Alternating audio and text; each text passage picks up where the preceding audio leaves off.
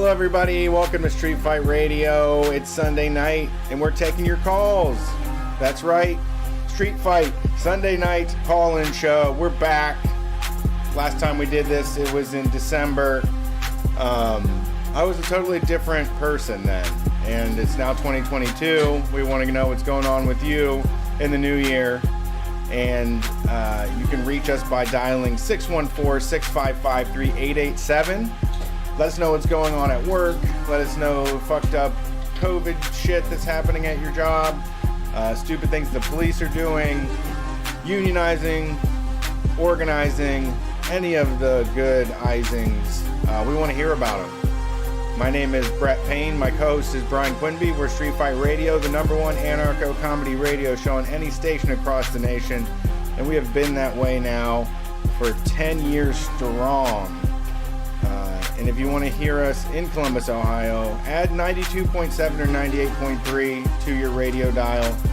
We are live on WCRS LP FM, as well as in your podcasting app on your phone. Podzoozle. Your Podzoozle. I opened up because, I got football on. Okay. So football. Yeah, I talk like that now. Football. That I watch football again. Football. I really bandwagon jumped. I'm going to tell everybody right now, yes, you haven't heard me talk about football probably since 2013 when 100 people were listening. But the reason for that is that my team is the Bengals of Cincinnati. Got it. Smart. I watched them for like 5 or 6 years, and they went to the first round of the playoffs, and they lost. And then it was just like, well, this isn't fun. You know, I back winners. Mm-hmm. That's something I do. So I was like, I ain't watching football anymore. You don't have time for a non-winning team. Stupid sport. It's just a stupid sport that I hate. And then I found out that the Bengals were in the playoffs. Mm-hmm. Wild card round. Oh, fun. I'm like, I'm watching that. Watch the game they won. Wow. Yesterday. I'm watching that. Putting money on it? No, I'm going to put money next week, but I think that's dumb to do. Because let me tell you, that'll be emotional money. You know what I mean? That's what makes it fun. That's like the good stuff. I want Cincinnati to win, and every time I bet on somebody, they lose. Oh, smart. I've never won a sports bet. I've won one bet, and it was a pro wrestling bet, and it wasn't even the one I thought I was going to win.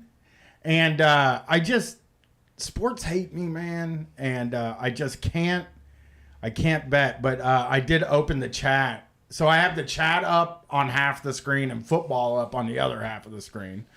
And the first thing I saw was Happy Sunday, Yippee-ki-yay, and Let's Go Brandon. It's very funny. Very funny. Yeah. Let's go, Brandon. You know, he's doing it. God. What a week for me, you know. Really? I got some feedback from the show Wednesday. Also didn't get to say this on the air. I actually told Brett this after the show as like a personal accomplishment between friends. But I'll say it on the show now since we're doing our sort of opening the show banter, okay? Number one, I'm going to say this. People have told me that they appreciate the long-term storytelling of the piss hole saga. So I thank you. I'm glad I can tell a long story. The piss hole saga is over. I'm not cutting myself up. I'm not bleeding anymore. None of that stuff's going to happen now. It's all over. I'm not going to have any other problems like that for the rest of my life, I've decided. Yeah. Now, here's the next part. Longtime listeners of this show will know my struggles with this. The first thing I said to Brett when we went off the air Wednesday was, hey, guess what? I think I fixed my phone bill. So this is the next long-term story. People know that when I buy a phone, I have bad strategies. Yeah. It's literally from like probably my earliest memory. Yeah. when I first met you, before we were actually friends, and you were like, yeah, my friend's friend, basically. You got a brand new phone, and you came and you told us that you got the most expensive phone, and it didn't work right, and that you pay a ton of money, extra money now. I did. I went to the T-Mobile store back then. I'll never forget this. And the guy's like, I was like, it's time to get a smartphone. I haven't had a smartphone yet, and this is way early in smartphone era. And the guy's like, what kind of smartphone do you want? And I was like, I'll take the most expensive one. And so he got me the most expensive one, and it was not very good. It was a Samsung at the time. Yeah. And also my bill was ridiculous. And it hit like a high amount. I mean, we were really up there in the amount of money that our phones were costing.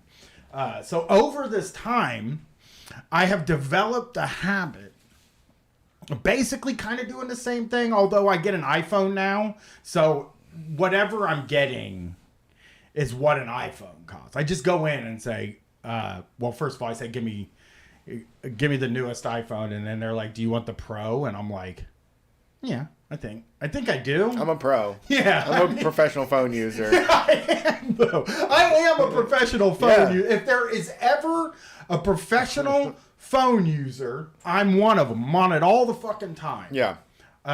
So I always get that. And then also they're like, anything else you want to add? Cases or whatever? So basically my phone is always paying for like several things on credit over years. My phone bill for the past 6-7 years has been $365 a month. It's for 3 people. Oh my God. Yeah. Okay. 3 phones. That hurts. Okay, so I go to the store this week because I did some thinking, and I kept getting messages from T-Mobile because I had Sprint, which also got me made fun of. By the way, I said I have Sprint, and somebody was like, "You having Sprint is the most Brian thing ever done," and I was like, "I've been sensitive about that since." Who said this? Somebody on Twitter. We're talking about a year ago. Okay. Maybe. I said something about having Sprint. I posted something about having Sprint, and all the replies were like, "Of course you have Sprint. That's the most Brian thing that could." I don't even know what it means. Yeah. It says a lot about you, I guess. I guess it does. I don't know. So I go, all right, Sprint. I have Sprint. They keep telling me you need to switch over to T-Mobile, Brian, because we're T-Mobile now. T-Mobile bought Sprint. Okay. Okay? So, like, you need to switch over to the T-Mobile network. So you're on a losing horses team with Sprint because they got bought out. Here's a bad part about that. When I went to the T-Mobile store, because I was like, fuck it, we'll just go to T-Mobile store. We'll get this handled because you have to get a SIM card and all this fucking shit. I was like, let's go to the phone store and we'll get this handled. And we go to the T-Mobile store. Number one, I'm like, I gotta switch over to T-Mobile. Wondering, they keep telling me that my lease is up on all 3 of my phones. Yeah. What can you do about that? That's what I said to the guy, and he's like, well, here's what we can do. We can take those phones back, and then we'll give you $800 off of a phone. Nice. Okay. Each phone, 3 phones, $800 off. What do? I walk over to those iPhones. I get the one that's $799.99. Wow. Not incredible. The Pro. Thank you. I did not get the Pro. My wife was incredibly proud of. She was like, "You're not going to get the Pro?" And I was like, "No, I don't think so." You don't want to take money out of the savings? You don't want to take money out of the overspending account to get the Pro? Yeah. So what I did was I got the old regular, but then I also was like, but I wouldn't mind getting the newest Apple Watch.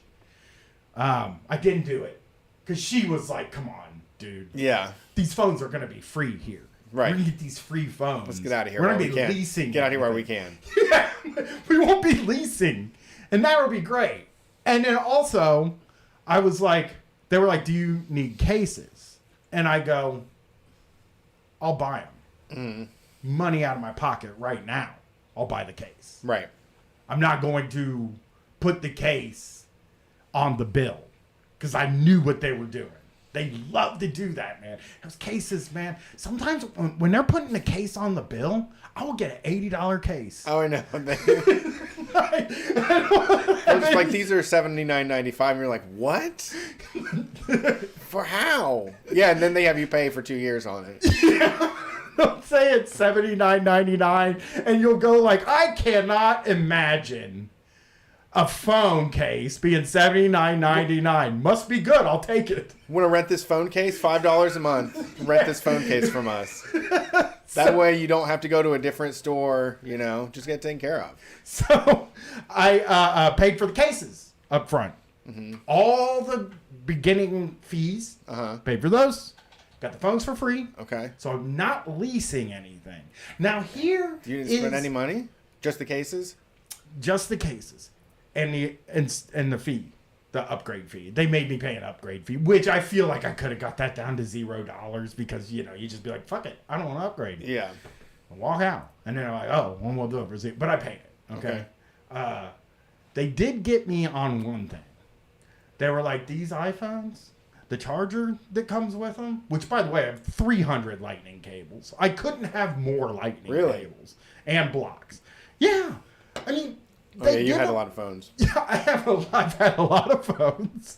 I've had 4 pairs of AirPods. I mean, they're all over my house. Sure. And so he goes, these actually have USB-C. They're not like the regular USB. Oh. So you're going to need these charging blocks. And I didn't think about it. And I was like, okay, yeah, we'll take those. $60 for all 3 of them. That was an extra $60 right there. Yeah. I didn't like that. He really tricked me there. For a charging block? $20 a piece. Wow. For each charging block. Okay. And I should have thought about that before because it doesn't matter what the side is that plugs into the block. It could be anything that plugs into the block. All that matters is the lightning, right? That goes into the phone. That's all that matters is what goes into the phone, not the other side. The other side doesn't matter at all. Okay. And I fell for that. Right. I wasn't thinking. They said, do you want insurance? Nope. I don't want the insurance. Very Brian choice. Okay. So here's what I'm thinking. Here's another wrinkle. Actually, I got one more wrinkle. I have been paying $40 for a phone line for 2 years that doesn't exist. Why? I see it on there when I go to pay, but I just am like, there's no way I'm paying that. You don't want to hurt their feelings by bringing it up? I just feel like T-Mobile knows what they're doing. They wouldn't just let me pay for a 4th line. Well, I see it, and I'm like... How did it get on there? Daughter lost her phone at a music festival. We had to get her a new phone, but we didn't have the SIM card. They had to give her a new number. So they were like, you keep this other number and then forward it for like a month, and then we'll take it off. But they never took it off, and I've been paying $40 a month for a phone line for months, for years now, 2 years. Okay, so basically here's what they got out of me. Okay, they got $450 that day. Okay, yeah, that's fees and all that stuff. Sure. And with the $60, it should have been $390 if we're being honest. Because those charging blocks, I should not have bought those. And the case, I shouldn't have bought the case that I bought. It was like a $60 case, but it was like, it had a thing on it. It said something on the package that it said MagSafe on the package, and I was like, oh, I probably. Sounds like something I could use. Sure it's something. It's MagSafe certified. Well, I didn't even just found out what it is. I didn't even know what it was. So I ended up getting a $50 case there. But I did get out. And I did get out of this place. I paid that money. Now, where I did not do one thing. I didn't ask how much my monthly bill is going to be. Okay. So I don't know about that. The guy at the counter said... There's one other red flag. the guy at the counter is like, I'm like, yeah, they've been sending me messages telling me I got to switch over to T-Mobile from Sprint. He's like, yeah, they send those out because they're like, people with Sprint were getting a really good deal. So What? yeah. Why do you say that? I don't know, but I've been replaying in my head for now 2 weeks. That sentence has been playing in my head over and over again. Good deal days are over, my friend. Yeah. I'm trained to eliminate the good deals. Yeah. I've been asked to eliminate all the good deals in the company. Yeah. So I'm basically, here's what we're doing. We're waiting to see what the monthly bill is when they send it. Mm-hmm. Now we want it to be less than $364. Mm-hmm. Now the phones aren't leased. There's nothing leased on there. I'm not paying for anything with credit. Wow. On this. Impressive. So I'm thinking, this is in my mind. I'm thinking we're getting $200. I'm hoping it's $200 a month. Well, I'm hoping it's $100 a month. Sure. but I'm really thinking I fixed my phone bill, which is like something that, I mean, we're talking over a decade of this situation. Yeah. Well, it wasn't a battle. I had laid down for 10 years. I laid down my sword and just let them take advantage of me the whole time. So we will see. Yeah. We will see. I get it. You're finally like, you're a bad friend. I'm hoping, man. I mean, phones are just horrible and stupid and waste of time. Yeah, I hate them, dude. I hate the phone company. I think of all, I have like a running power ranking in my head of bills, basically, where I'm like the ones I hate the most, and the one I hate the most of all the bills, cell phone, because it is the biggest wild card of all of the bills. It just, you go into the place, they tell you what you're paying every month, you get home, you're fucking paying a bunch more, or like, there's always some secret charge or some shit on there, and like, I hate it. Then my number 2 hated one, cable, because they do the same thing. They're like, this is how much your internet's gonna be. Yeah. And then you get the bill, it's at least $10 more. Yeah. My healthcare started doing that shit.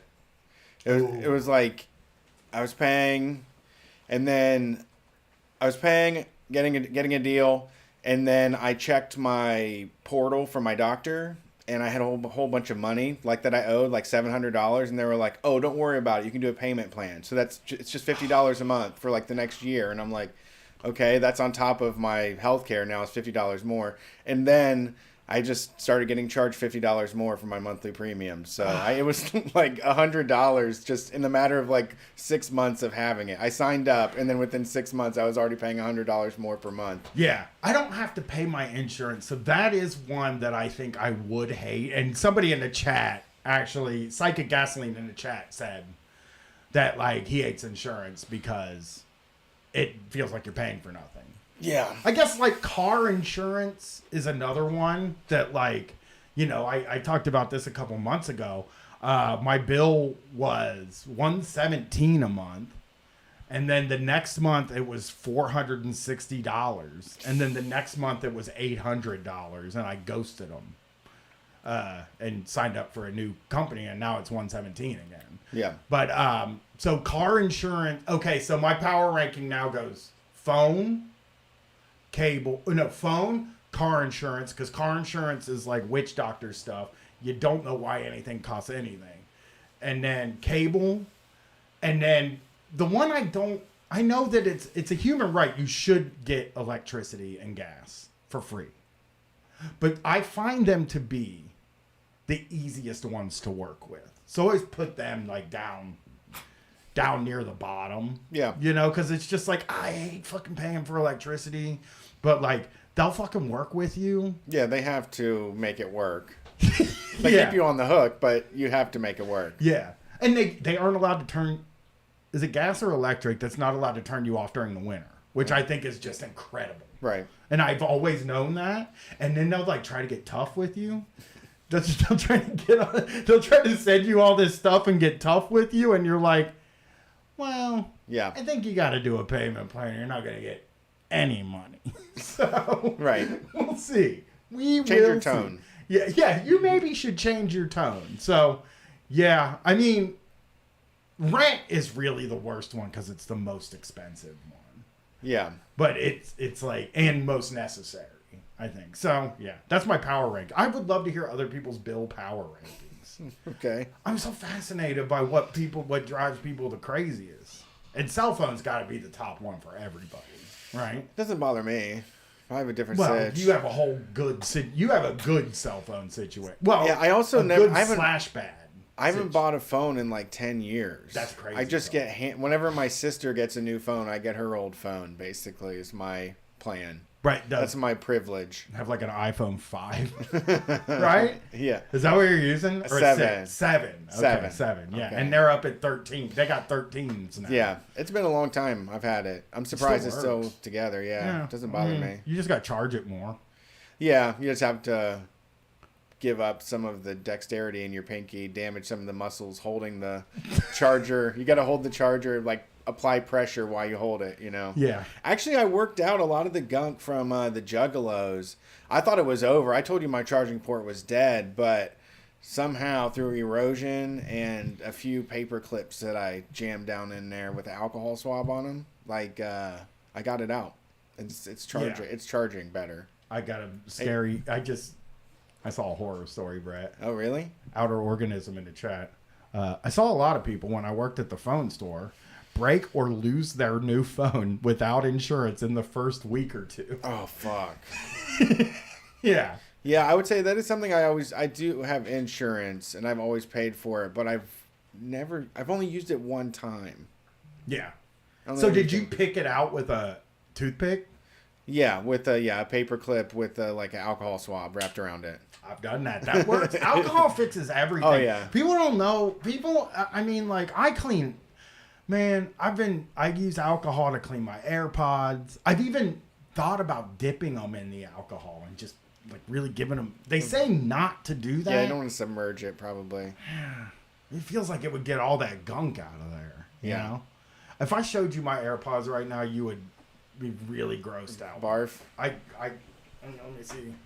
You trying to do some gross out humor?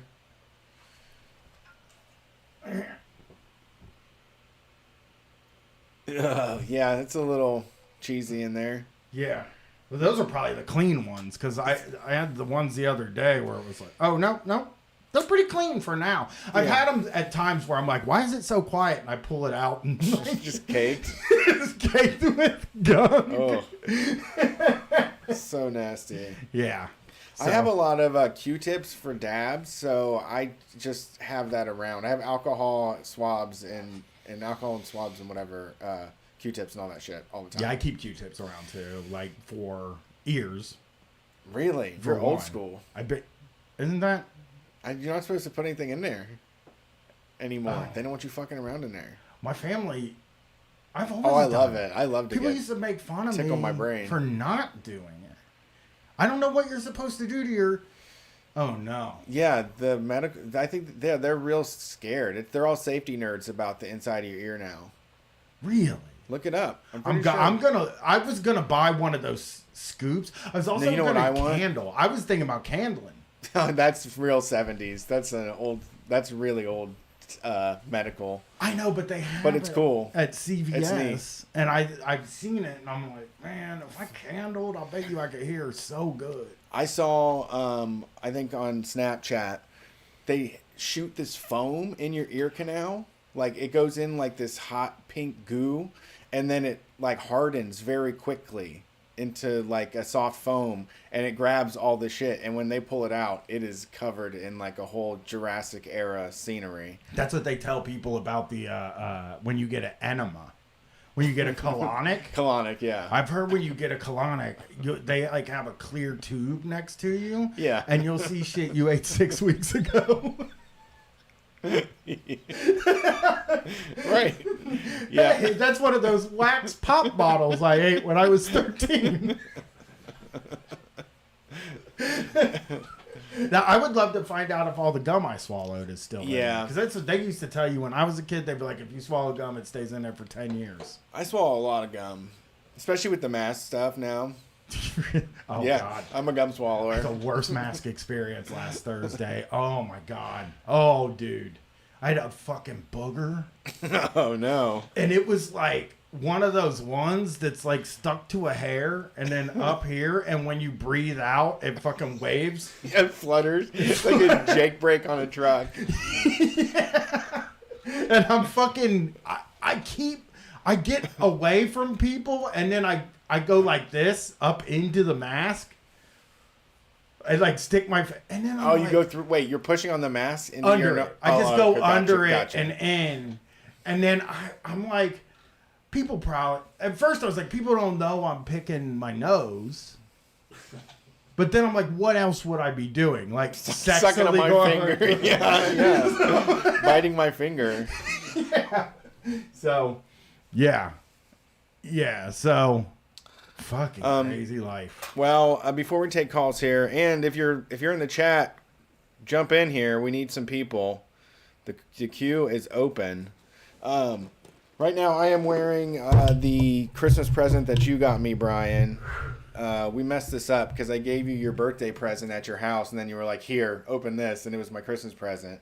So that's what I'm wearing. This is your Christmas present I left here at the studio. Oh my word! I get a Christmas present In January. So nice. The candle. Oh, somebody's making Ear candling. what's this? Oh my God! It's Legos! Dude, I've been wanting to buy Legos. I know it's Lego. You're not supposed to say the S. Oh, it's like I thought it was Legos. It's all the No. Legos. There's a whole bunch of Legos in that box. No, you're literally not. It's Dom's Dodge. It's Dom's Dodge Charger. Oh, I'm gonna do this Yeah. when Very I get home. therapeutic. Maybe. Yeah, go for it. Actually, you'll be watching the next remote show, and I'll be in there with Lego. That's awesome, man. I've been wanting Legos, but I can never spend money on them. They're too expensive and overpriced as hell. It's incredible how much they cost. Yeah. Yeah.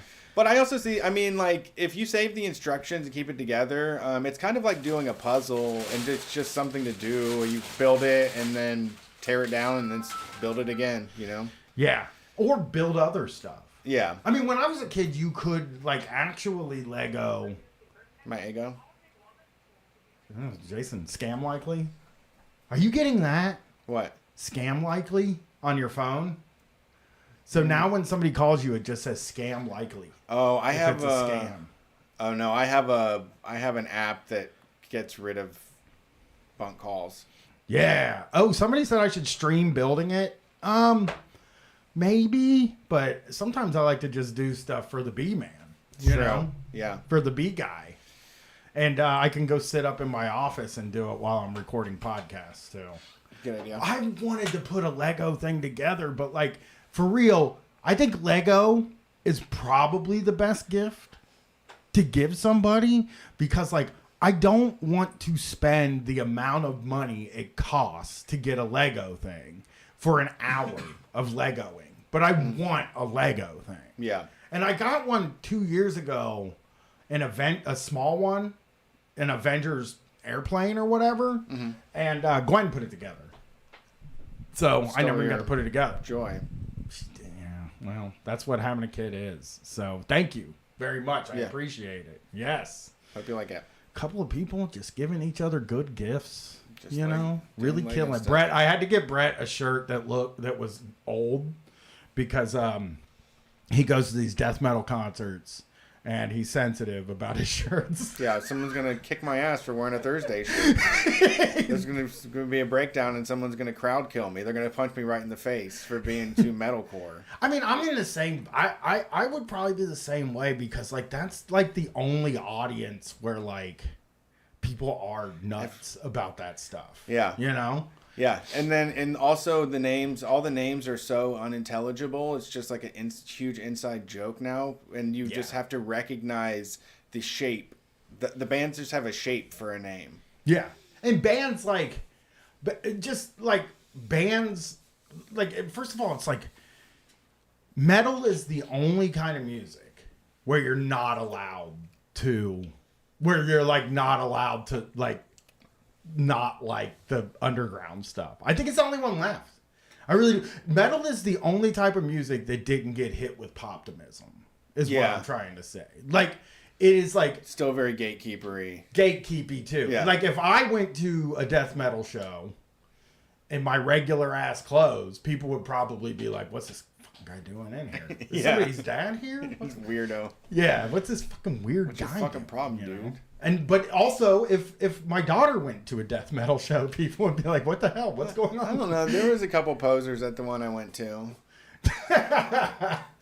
They were wearing like brand new Carhartt beanies and very weird, like, Instagram-y couple. But you're supposed to burn your Carhartt anyway. It looks like they probably did listen to like Frozen Soul when they did CrossFit, is what they looked like. Oh, it was very weird. Okay, yeah.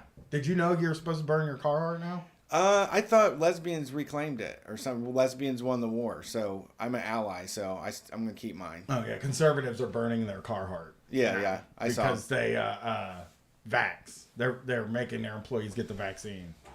In an extremely capitalist move, I feel that when you are operating in a world where it's hard to find employees, having employees that are going to die on you is probably not ideal. Yeah, and this is also says something about the class of people that are the complainers and the boycotters and stuff, because the Carhartt shit is super expensive, and like working ass people do not get that. They get Canyon River Outfitters shit. Like my dad, even Dickie. My dad went to Odd Lots and got whatever the irregular work shirts were. There was no like brand loyalty at all. Just, it was the cheapest and toughest. Yeah, they gave us our winter gear at the cable company. They would give us our winter gear. No, so when I was a roofer, they did not give you your winter gear. And I was so broke at the time. We're talking like, we're really talking like, $100 to get between paychecks. Mm-hmm. But I decided to spend like $200 so I could have the black Carhartt bibs. Right. But I got into the bibs like at that, like that's where I learned about the bibs. Like I liked the bibs a lot. But the cable company, they gave you your winter gear, and it was Dickies. It was never Carhartt. Mm-hmm. The guys had Carhartt because they went and bought their own Carhartt. Right. And working people do not. You're right. Working people do not get. I saw a guy burning his Carhartt hat in front of a fucking fully restored Ford Bronco. Right. I mean, it just $90,000 work on that fucking thing. I mean, Carhartt is good. It's good stuff, but it is also the most expensive in that category. Field. Yeah. And it's the best stuff, which is, it's so funny that these dipshits like are just like, I'll get the second best stuff. I don't care, because I don't like them destroying stuff too. It's just wasteful. I hope they just give it away or something, or donate it. They ain't got to do that though. They have to throw a tantrum or show off on their Facebook with like a dumpster full of Carhartt and them smoking a cigar. Yeah. And they just look stupid as shit burning their own stuff. A boycott is just not buying new stuff. It's not take all the stuff you have and get rid of it. That's not the way a boycott works. They're going on a tantrum. And you could drop it off at Goodwill. Goodwill, before we get to the calls, I just one more thing. My wife last week cleaned the basement so I could exercise down there. We're thinking about getting a rowing machine or whatever. So she cleans the basement. She has 2 huge boxes of pure junk. I'm talking like decorations, right? Some racist ones, by the way. She had these Asian, like Japanese lady dolls that she had, and it was I saw them. It was a lot of weird stuff. Her dad got it bought him in Japan, like when he was stationed there. At the airport. You know he got him at the airport. But yeah, it was just a bunch of pure fucking junk. And she was like, yeah, take that to the Goodwill. And I was like, are you sure they're going to want that? And she was like, oh yeah, they call it decor.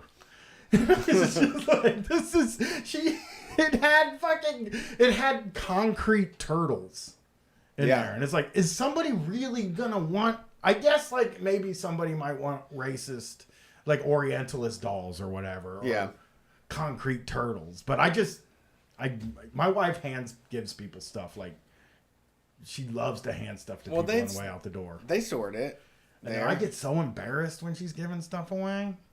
Every time. And Brett takes it, so she gives them more than regular ass people. I've got so much stuff. That's why I never had the cell phone problem. I'm like, oh, you giving something away? I'll take it. I said something about, I was complaining during the break about my wife I was sitting downstairs relaxing, and my wife keeps calling me upstairs to say, do you want to keep these? You want to keep these? You want to keep these? Just going through the closet. Yeah. Right? Just picking up clothes. You want to keep this? You want to keep this? You want to keep this? And I'm like, I'll go through the stuff and decide what I want to keep. But currently, I probably don't want any of this stuff. Yeah. You can just throw it away. And then I texted Brett because I was just annoyed that she kept asking me if I needed these things. And he was like, yeah, that's how I got all your sweatpants. Yeah, it is. I didn't mean to do that. I didn't know what was up. Katie was just like, here, Brian doesn't want all these sweatpants. So I was like, are you serious? This is like really, these look great. And she was like, yeah, I asked him. He said no, he doesn't want them. Oh, no, I didn't want those, though. Okay. I don't like sweatpants anymore because the stuff falls out the pocket. I go buy pants that are technically sweatpants, but look casual, like a gentleman would wear to work. Mm-hmm. But they have like a elastic waist. You know what I'm saying? I mean, wait, sorry. They're called Kennedy brand, and they have an elastic waist. Oh, but nice. They look like pants you would wear to work. Yeah. You know? So you hacked it. That's what I'm. Fuck yeah, I did, dude. I would be wearing sweatpants to work every day. Right now. I can't do it. I just live in them at home. It's just like a little stinky suit that I wear. I just wear it until it's like filthy or like see-through from grease, and then just replace it. And then I put on nice clothes for like 90 minutes to go to Kroger and walk around and pretend like I look like that all the time. God, man, I wear pajamas in the house. Got to. But I don't. I did sit around last night. It would drive the listeners nuts if they saw this, but I sat around last night in my pajamas with my shoes on, tied super tight, because I went to the grocery store. In your jams? Yeah, I had to. I wanted to get all the shopping done. Yeah. You know? To be comf. Yeah, and we made a deal with each other that we would eat at home all week this week. Yeah, I've been doing that. It's a big improvement in life. It feels amazing. Yeah. When you do we did like a grand slam like 4 days in a row. It fucking blew me away. I couldn't believe it. That's mind blowing. Just having like toast and fruit and eggs for breakfast and shit, and then making dinner. Yeah. So weird. I mean, that's how I started paying my bills off, was eating at home. Yeah. And also not smoking. Yeah. Like, it just got easier and easier to have a little money left over. Yeah. And like, I'm trying to figure out ways to spend that money, of course. Yeah, sure. Well, I mean, also I did, and this has like been a real bummer. I think this is another update that people probably are curious about. I did not restart my Stars subscription. Ooh, okay. Wow. Holding strong. I did watch Stars the very last night. Remember how it was till January 16th? I watched a movie on January 15th at midnight. Just sitting Get your there, money's worth. oh my God, I'm going to lose this. And it was, I'd been watching all of Tony Scott's movies during the break. Mm-hmm. I just decided to watch all of his movies. And I wanted to watch The Fan with Robert De Niro and Wesley Snipes. Okay. And I looked for it. I searched it and it said it was in the Stars. I opened the Stars app and I watched it and I was like, I fucking wanted to text you, Mike, and Jesse. Yeah. And just be like, how come when I wanted to watch a movie, Stars had it. Stars was there. Stars was there for me. You guys weren't there for me. Yeah. Actually, I want to be fair. Mike did send me and Brett tutorials on how to pirate stuff. Yeah, I want to do that. I'm going to figure that out. We got to make like a Street Fight storage, though, or something to hold all of the media. Yeah, I mean, I just feel like there's going to be stuff I want that is easier to just get on. Somebody did ask me to see what I pay for my streaming service bill. Mm-hmm. And I had to explain to him, I like don't have time to go through because like some of them are on my Apple subscriptions. Right. Some of them are on my Hulu subscriptions. Yeah. Some of them are on PayPal. They come in out of Right. PayPal. I'd have to just go searching for them all over the place. Yeah. And yeah. I showed somebody. I did post the other day, real quick, that my Hulu and Netflix came out because Mike and Jesse were talking about Netflix on Kickstarter, YKS, right? Yeah. They're going to start doing a podcast. Yes. And what they said was About it. that they were laughing their asses off because there's apparently a premium Netflix service where you get to watch on like 4 TVs. You can download and just all this stuff. And I was like, I should check and see which Netflix service I have. Yeah, what Netflix you have. Just to know what I got. Uh-huh. Premium. I have the premium Netflix. It's $19 a month. Wow. I don't know what my Netflix is, to be honest. Do you use mine? Huh? Do you still use mine? No, I don't Or think are you paying so. for it? No, I think I pay for it. Actually, we have a friend now Maybe. that uses my Hulu and my Netflix and my they use my Hulu, my Netflix, and my HBO Max. And then every time we hang out, they'll just hand us $40 and be like, "Hey, man, you know." Yeah, that's the cool thing to do. Yeah. Well, most people don't. You know, I think my mom has never given me a penny for my Hulu, and she Yeah. watches the worst stuff. I mean, Charlotte is going to she better give me her goddamn passwords. I brought her into this world. I can watch all the content that she gets to see as well.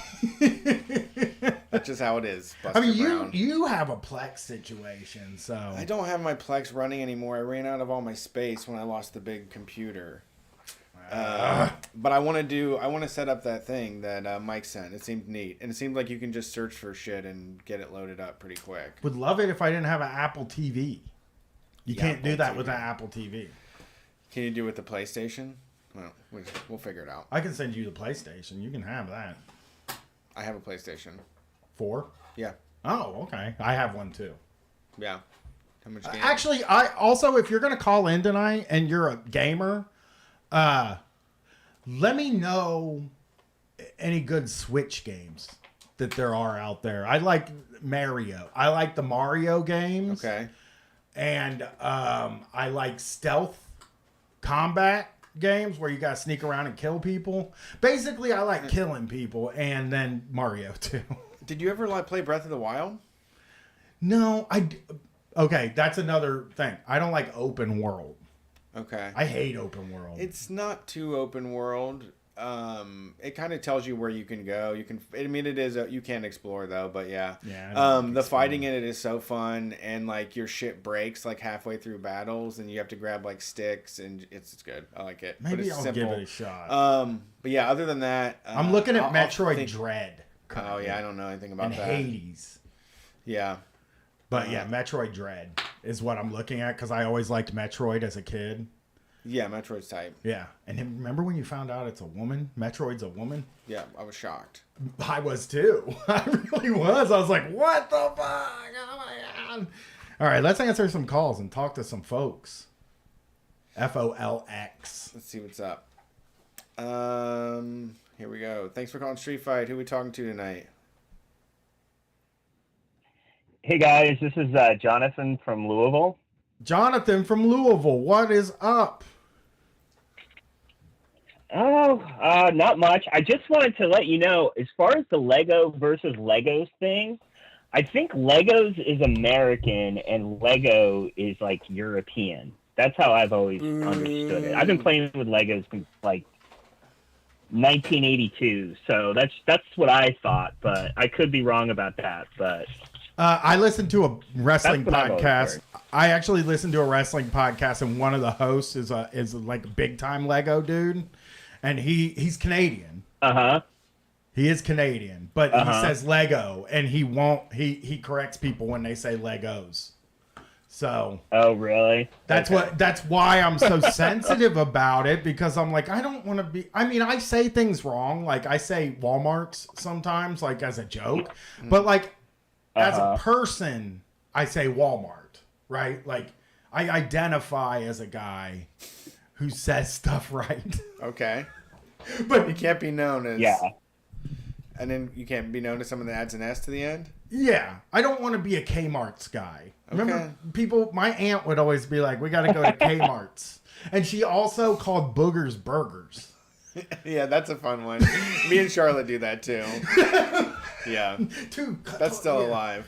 Yeah, burgers. Hey, why are you back there picking burgers out of your nose? So I identify as a guy who says things the right way, but I rarely say things the right way because years ago, I decided like it doesn't fucking matter how you say stuff. And the reason I got that way is because of pop, right? It's like, okay. we say pop, and like I'm not apologizing for saying pop. It's not me and Brett have friends who have trained themselves to say soda. And when I look at those people, I think you're a pop person. You know you said pop. Yeah. You fucking know you said pop until you heard people say you're not supposed to say pop. Yeah. You know? Yeah. Don't be embarrassed that you were just only wore your bathing suit all summer long and didn't wear any other clothes. And that's how you live. Never brush your hair.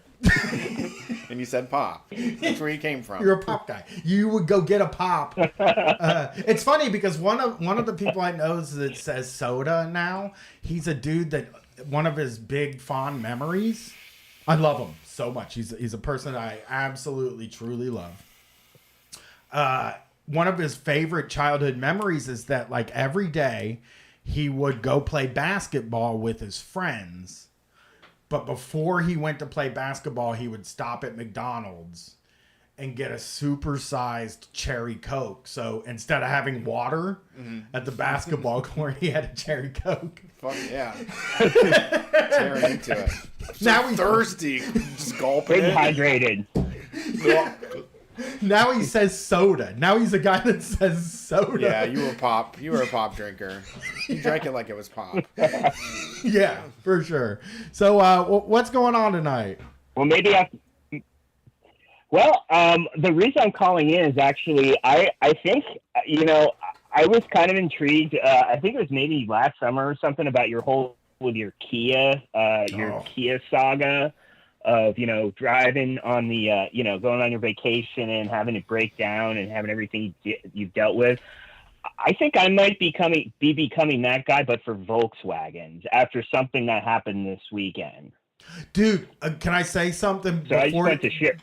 Before you get in there, though, like my sister drove a Volkswagen Beetle. Now, my sister is really bad with things. Period. I'm not saying she's bad with cars. She doesn't do maintenance on anything. And she maybe never got an oil change or checked the oil.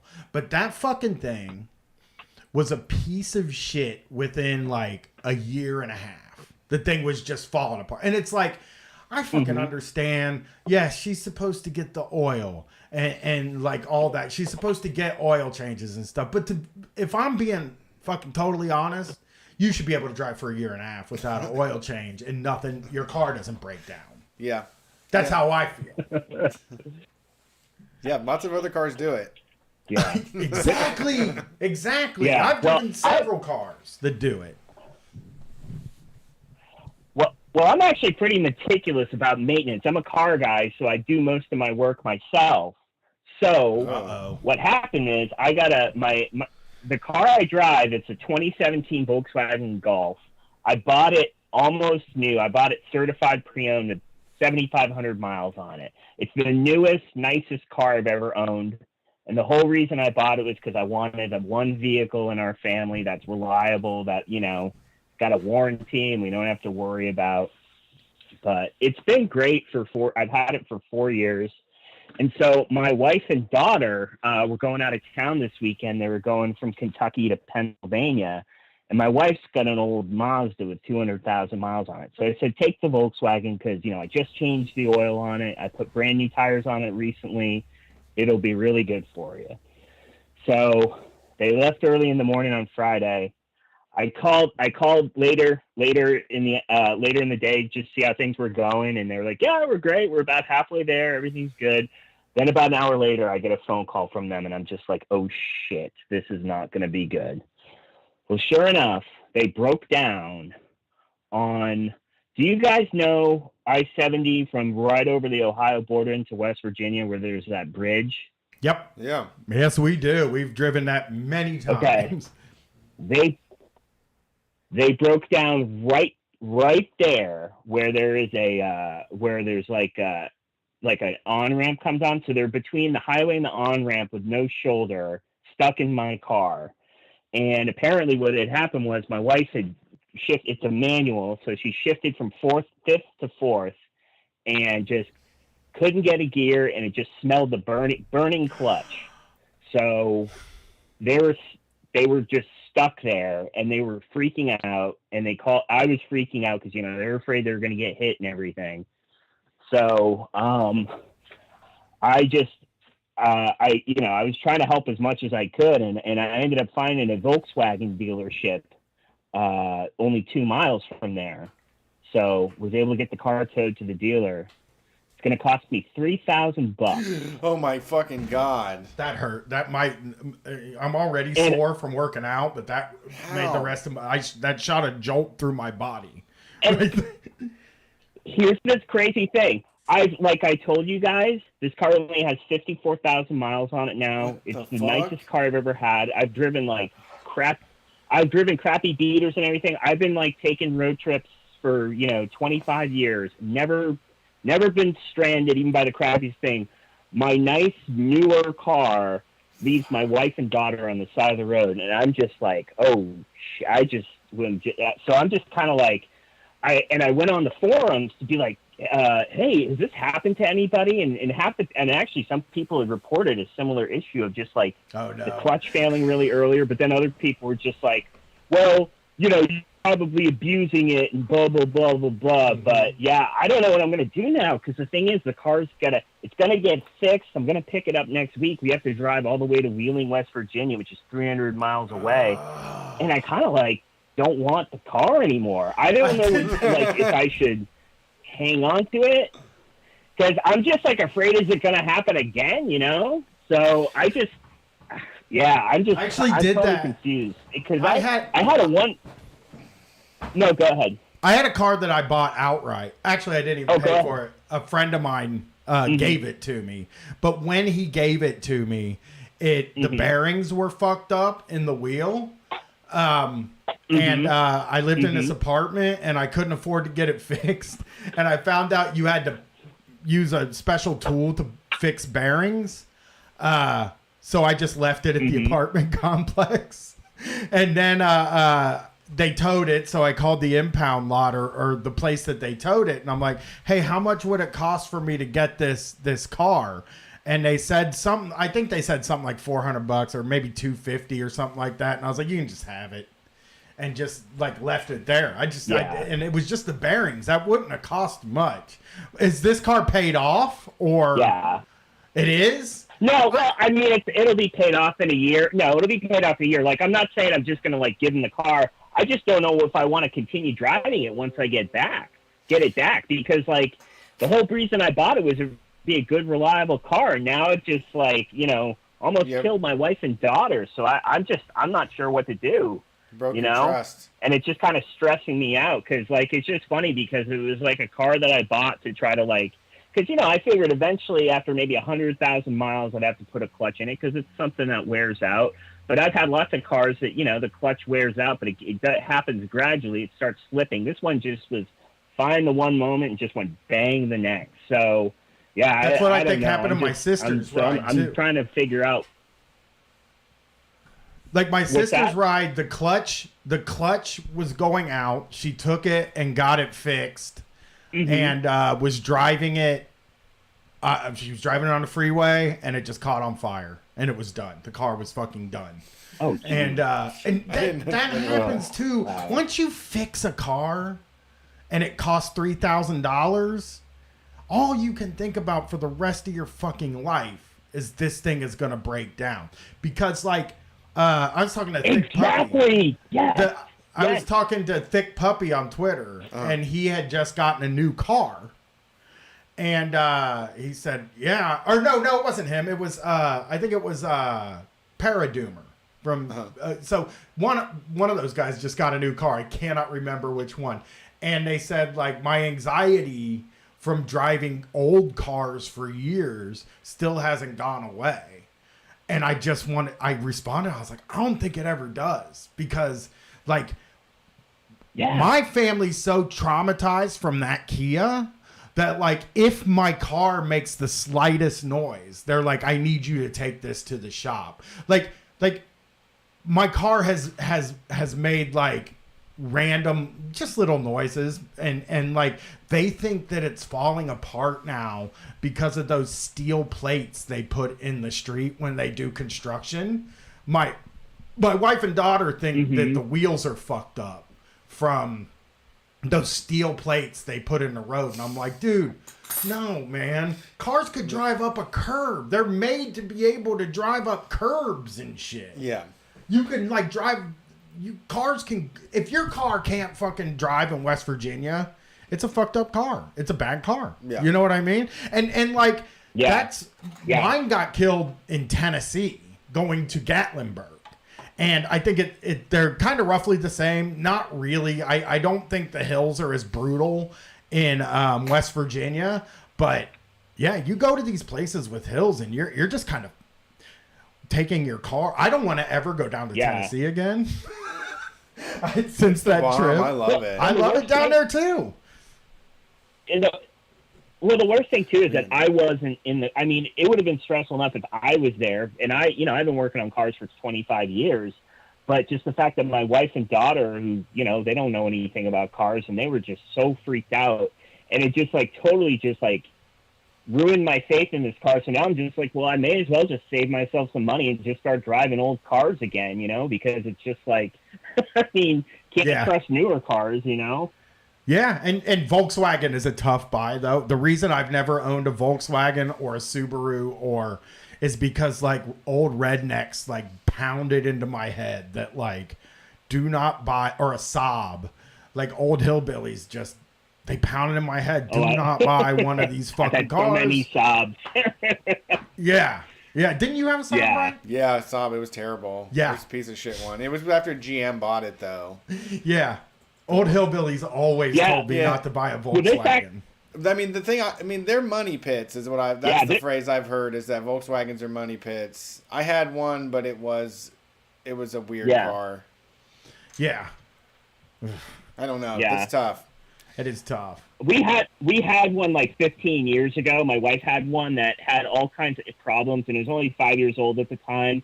And at the time, I just said, I'm never going to get one of these again, and I should have just listened to myself. So I'm definitely done with Volkswagen. So yeah, just get a fucking regular old car. It's just been like, it's so stressful. Yeah. Well, thanks for calling. Good luck. Keep us posted if anything else happens, and thanks for calling. Peace. All right, well. We got a that queue shit, built dude. up. All right, I was surprised. There was none, and then everybody was here. We're good. Sorry. What were you saying? Let's take calls. Oh, then let's do that. If we got a huge queue, that's what we have to do. Thanks for calling Street Fight. Who are we talking to tonight? Hey, it's Hank in Los Angeles. What's up, Hank? How's it going? Can you hear me? Oh, yeah, we can hear you. Good. I haven't called in a little while. Nice to talk to you guys again. Yeah, good to hear from you. So what's going on tonight? Well, I I got a bunch of things. I'm not going to go too long, but mentioning the leg, I was just thinking my roommate had a major surgery, so he was laid up for a few months. And someone gave him a Stranger Things Lego pack, like a big one. Hell yeah. And he had a couple others. He built the Stranger Things one, and I'm like, we need a place to put this crap. It's just going to be everywhere. So I'm a woodworker. I built some bookshelves. I built some wall shelves. I made some brackets and stuff. And we have now we have a huge Stranger Things Lego set, like on a really prominent display in our living room. Nice. And I have like pine cones and nice little wood items on it because that's me. And we've got a fucking Lego Stranger, and it just looks like we're just fanatics for Stranger Things. Yeah, and it does. we're not. I watched. I don't like the first season was all right. I might date this year, and I'm terrified of having to explain this monstrosity that's on my wall. So I don't know why Lego has to be mostly intellectual properties, like licensed stuff. I don't know why it has to be mostly licensed stuff, because that's right. I mean, here's the thing. I am a fanatic for the Fast and the Furious. So, of course I like sure. this. But like when I go looking through it, it's like, man, I don't want Darth Vader's head. Like, where would I store Darth Vader? Yeah. Where would I store Batman? I don't have a huge amount of like nostalgia type thing. Like, there aren't ones that I care about. I know they do cars, though. There are like other car sets, like sports cars and Lamborghinis and shit. So that's definitely something I'm gonna look into. But I mean, so much of it is like Stranger Things, and then you invite. It's so funny to think of dating. You bring somebody to your house and you're like, oh no, I like Lego, not Stranger Things. Yeah. No, I had to do. I like the show about. Go ahead. Go ahead, Brett. No, please. It's like I'm not young. I'm in my early 40s. Like if I'm dating somebody, who's probably going to be younger or about my age. And it's just, I don't want to have to explain that I'm not just some psycho who loves this show about 80s teenagers, and so much that we built Legos and are displaying them like it's ashes or something. Yeah, I went on a date with somebody that had like Game of Thrones stuff in the house, and I was just like, oh man, this just makes me uncomfortable for some reason. It's nerd stuff. I get it. That's another tough one. Fine. It's like being into Stranger Things. Personally, in my opinion, is nerd stuff. But Game of Thrones is like high fantasy. Yeah. And like just, I don't know. I'm not open to dating people that are into high fantasy. I get it. I'd be mad at my daughter. I love nerd shit. I love video games and all that stuff. Yeah. Yeah, but you're right. I mean, there's just some of them that are like so innocuous and just are everywhere. And it's like, because somebody would put that. Somebody would, Yeah. A drink and I know thing. Yeah. Right? Exactly. Right. It's really delicate. It's like it's a bi-level. It's got the top half and the bottom half. It's got these trees and like the 4 children standing in front. I don't know. But I think Brian's got, is that car you got a Fast and Furious thing? Yeah, it's Dom's, Dom's Charger. So, I mean, that is not nerd shit. Cool. You got like a Vin Diesel head on there. Yeah, that's great. Yeah, Fast and Furious is cool dude shit. And ladies. I agree. You should rent that out for guys that go on dates like me to impress women. That'd be nice. Like well, I mean, some women actually might be like, dude, you like the fast... Like, I don't know if Fast and Furious is like a turn on to somebody. I mean... all those revving engines. There's a lot of sex appeal. Right. And just the fact that they always go somewhere where that's how you have hot sex. Women dancing and then they race cars. So what's going on tonight? So last week's show, you guys mentioned like food factory, like working in food production factories. Yeah. And I had a little experience with that. In college, I had an internship at a craft foods facility in Champaign, Illinois. And I went to the University of Illinois. And I majored in industrial distribution management, which is like supply chain management and shipping. And it's basically just shipping and I never used any. It was all just fucking. I was totally lost back when I was in college, but it was I just happened to be in the business school. It was money. Yeah, you were just like, well, what makes money? At this. Yeah, I was like, I'm good at talking, and that means I should do business. That's literally my logic, because I hated nothing else made sense. And looking back, I should have done writing or some kind of like broadcast. I don't know, something more creative. But I did learn a lot of evil capitalism stuff back in the along my journey towards burn it all down leftists. But anyway, so this it was just a summer thing, and I guess this place was like 40 acres under roof. And was like the biggest food production facility in North America. I remember hearing that. Maybe it's true, maybe it's not, but it was a giant, giant place. And they made, I'm not sure what percentage of their total production, but the primary goods were salad dressings, which we called internally was the edible oil department. That's kind of unnerving. They also made a lot of the cheese things. Like, go ahead. That's tight, though, the cheese. Did you steal a bunch of the cheese? The powdered cheese? The powdered cheese? Yeah. So I got to tour it. So I worked in the shipping, so I only got to really see the production like once on like an early tour in the beginning.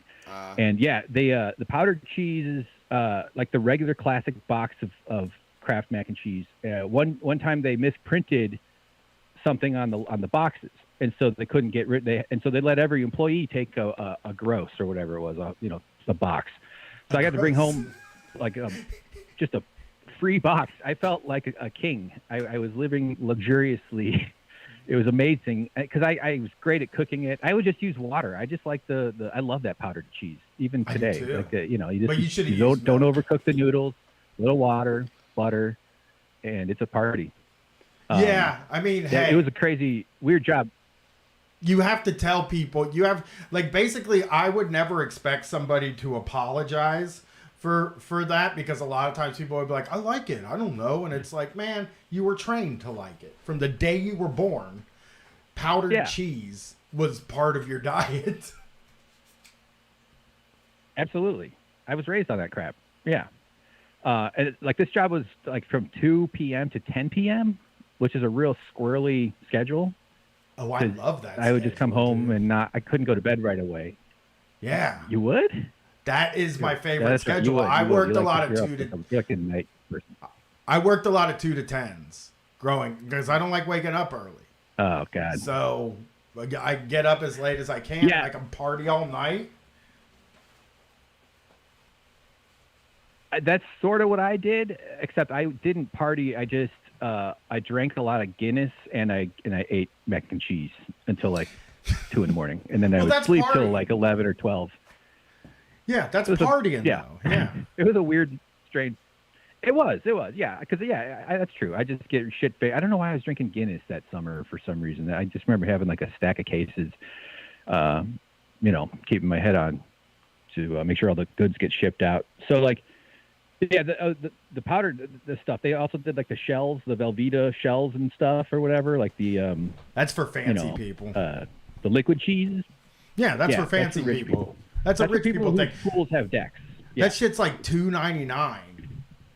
Meanwhile, the powdered cheese is $1.25. God, I'm so good at knowing fucking grocery prices. One of these days. Comes in like a shiny pouch. Yeah. One of these days I'm going to challenge Jesse to a Price is Right kind of situation, because I think I'm pretty good at knowing prices. So that's just another little thing. You should abandon your career, give up your life in Ohio, move to Los Angeles, and get on those game shows where you have to know prices, and like the ones where you run around a grocery store and wrestle people for French fries. I would like Supermarket Suite, man. I'm going to tell you right now. Yeah. A huge dream of mine to be on Supermarket Sweep, or the other one, where the guys' grocery games. I would love to be on that too. I'm a big fan of that shit.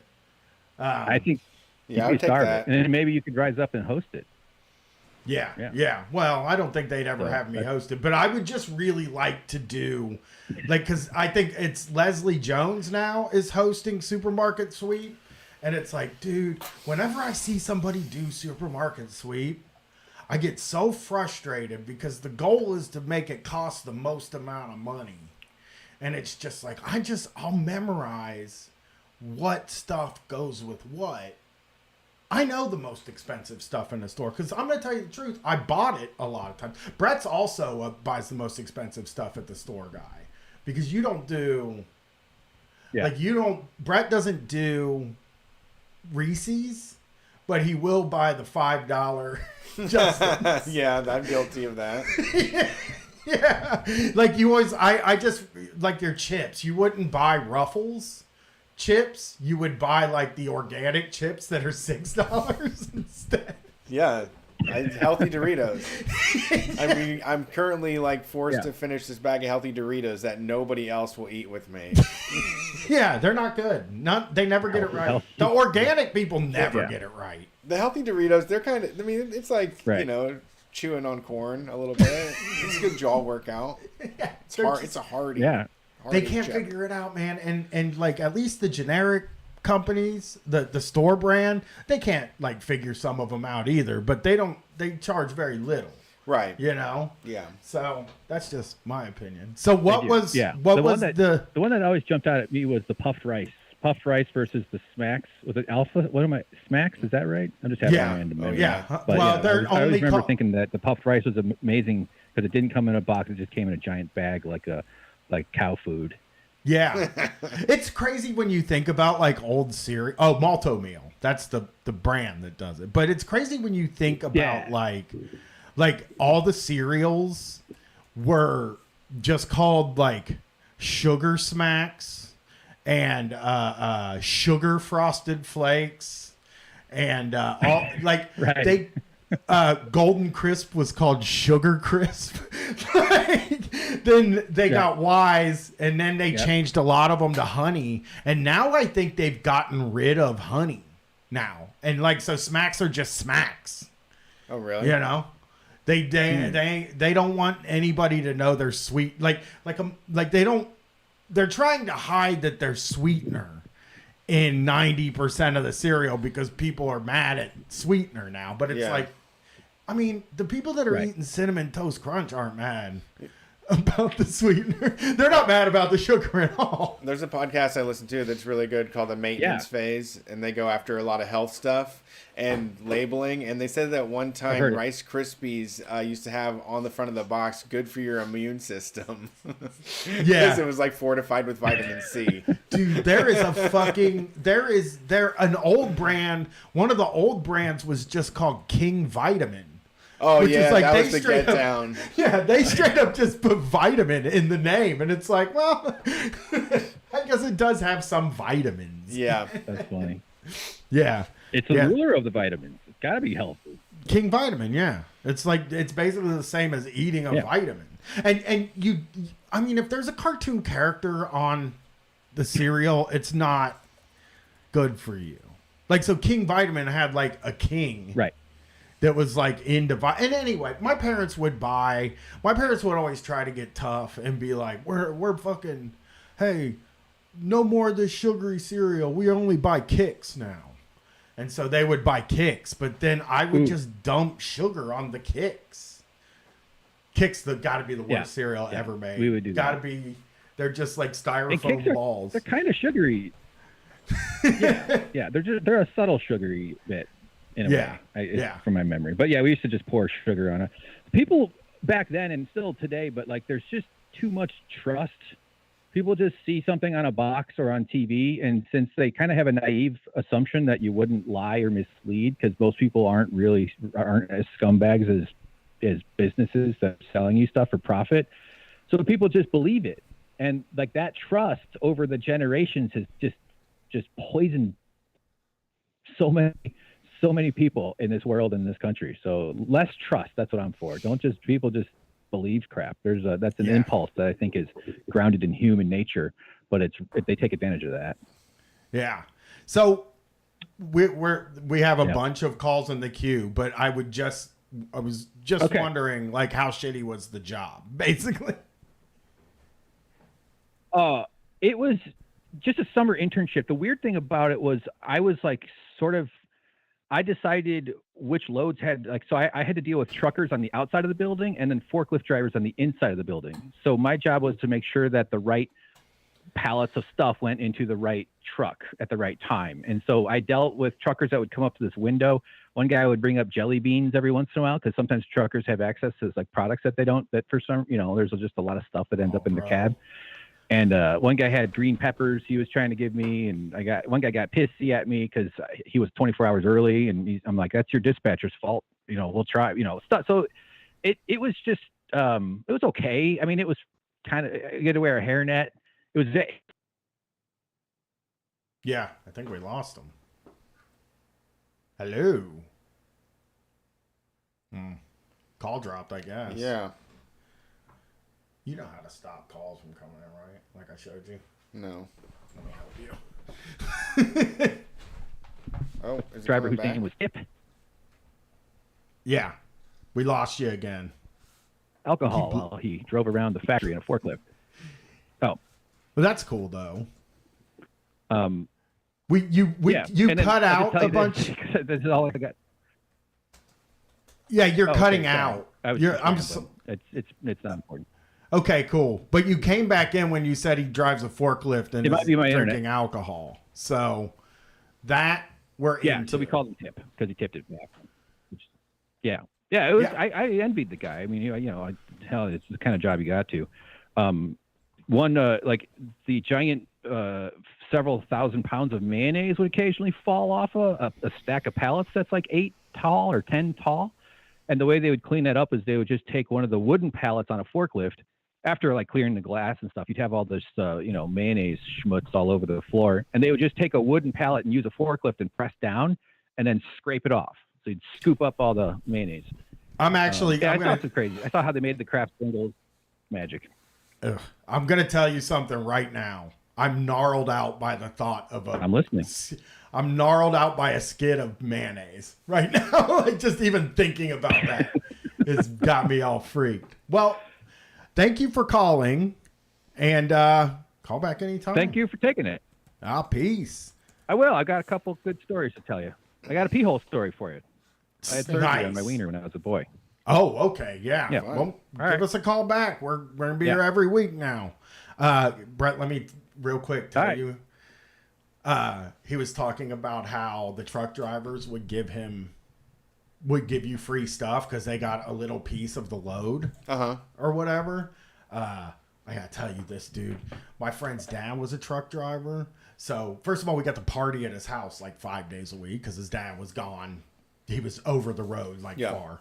And he used to get buckets of queso that was so fucking good, man. And it was a fucking spackle bucket of queso. Construction bucket?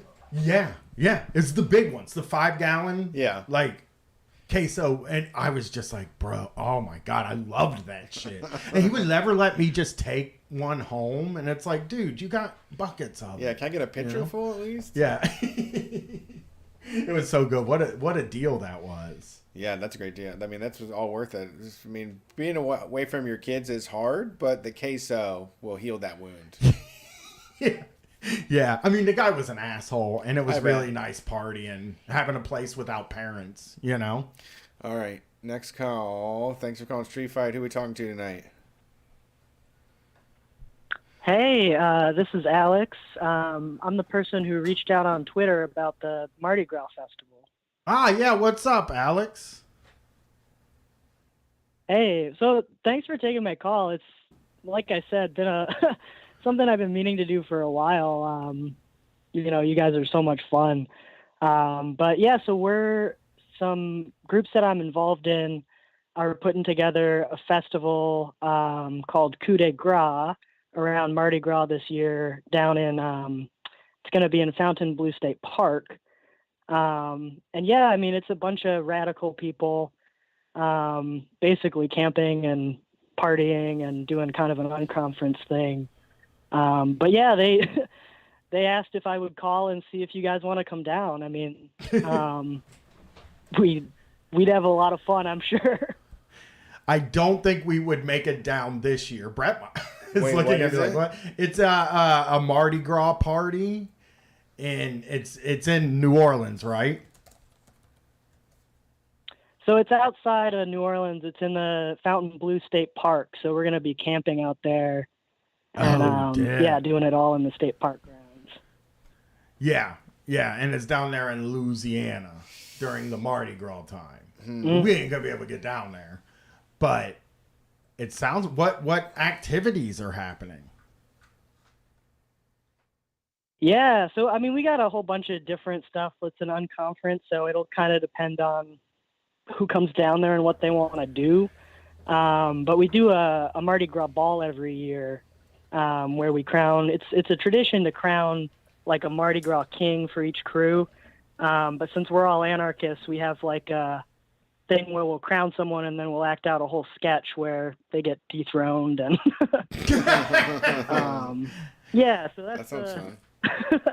that's the most fun part, I think, is getting to fake kill the king at the end. Yeah, that is fucking cool. How can people go to it?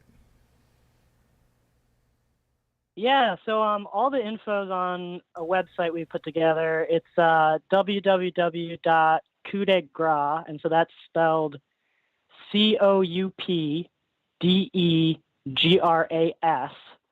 and it's .WTF. Nice. Yeah, it sounds fun. I would love to go. And maybe next year? Is it every year? Yeah, it's annual. This is the it was virtual last year, and it was in person the year before, and so this will be the third year, and we're, trying to make it something that we keep doing every single year. Hell yeah. I mean, I would love, yeah. No bullshit. I would love to go, especially because it's warm there, but, and also because I felt trapped, but I also just can't because I'm planning on going on a trip in March and I'm not able to do it, but I am interested. I would love to go next year. I have to figure out how to get camping stuff. Yeah, we need camping stuff. Yeah. All right. I don't have a way to stay outside. I mean, we're gonna have some setup for some guests. I mean, we could probably get you a tent if that's all it takes, Hell yeah. I will never sleep in a tent in my whole life. But Yeah, good excuse to buy a bunch of frivolous gear. yeah, I have gear. I have a tent and all that stuff. I just won't sleep in it ever. You need a little mat for the ground. Yeah, I don't have that though. That's what I need. But and you want to just That's true. yeah, give us the date and when to go and where it's at, and hopefully some Street Fighters will show up. Awesome. Yeah. So it starts on February 25th, and it'll end on March 2nd.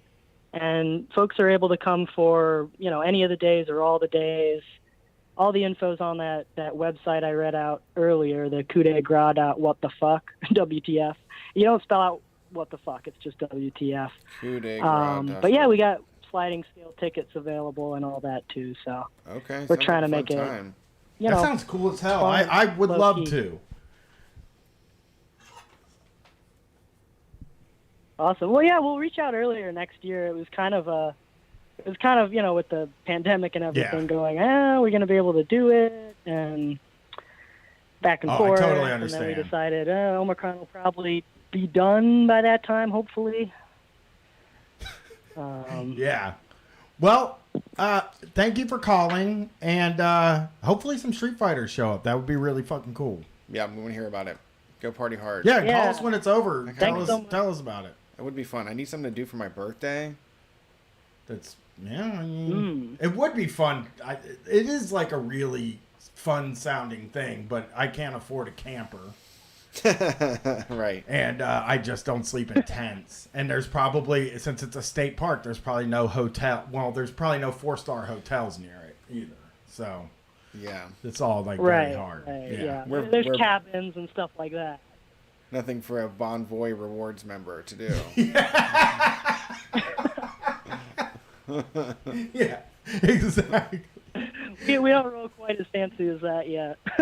Yeah. Well, thank you for calling in. We appreciate it. Peace.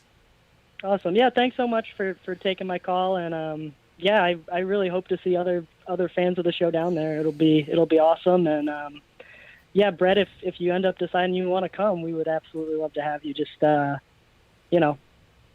let us know, and I'll definitely call back after and let you guys know how it went and share what I'm sure will be a lot of very silly camping stories. Hell yeah. Hell yeah. Well, thanks for calling. And I'll shoot Brett your info, so if he wants to message you, he can. Yep. But thanks for calling. Peace. Psychic Gasoline in the chat here just said when I said I'm looking for a tent. He said, Brian Googling most expensive tent. I don't look for most expensive. I look for best. Okay? You type best tent? Well, if I want something from Google, I type best and then that thing.